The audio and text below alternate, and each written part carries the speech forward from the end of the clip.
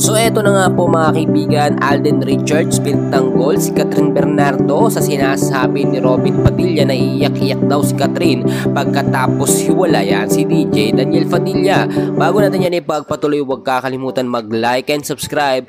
Maraming salamat po. Well mga kaibigan, unahin na muna natin ng very hot topic na kung saan nga po etong si Robin Padilla ay pinagtatanggol niya Daniel Padilla sa hiwalayang Katniel.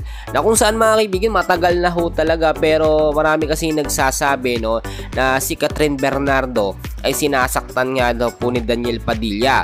Pero syempre alam naman natin, nakaabot Robin o mapila ang sinasabi hindi naman daw totoo talaga sinasaktan ni DJ Daniel Padilla itong si Kat, bagkos ito'y paninira lamang daw ng mga bashers.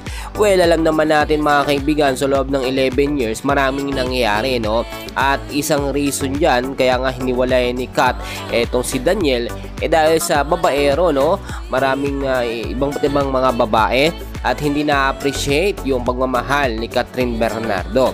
Sa kabilang banda naman, yung sinasabi natin na pananakit nga ni Daniel Padilla dito nga po kay Catherine Bernardo ay yung posibleng paghihigpit nga po na kahit saan pumunta binabantayan sa mga sinusuot, pero yung sinasabing sinuntok or kung ano pa man hindi naman yan talaga officially na hanapan ng mga update.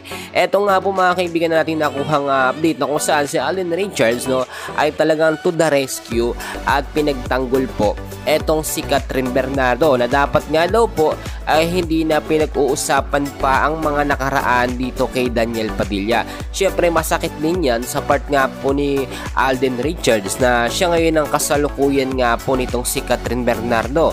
At kung titignan po ninyo, libo-libo na ang kanilang mga supporters. Hindi lamang solid supporters talaga mga kaibigan ng Kat din, na kung saan nga po nakita natin sa Hello Love Again pa lamang bilyon ang kinita na galing sa mga fans na talagang nagbigay ng suporta. Kaya binabalik yan ng Kat din mga kaibigan.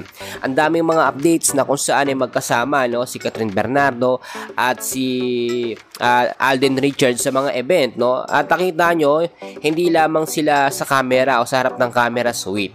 Kahit po sa labas mga kaibigan, off and on the camera ay talaga sweet sila mga kaibigan. Ito yung sinasabi natin na perfect chemistry ng dalawang magka-love team or sabihin na natin mag-couple po mga kaibigan. Totoo naman talaga na meron na silang intimate na relasyon mga kaibigan dahil hindi naman talaga sasama o laging magiging kasama ni Catherine Bernardo si Alden Richards kung wala silang pagkaintindihan sa isa't isa or pagtitinginan mga kaibigan.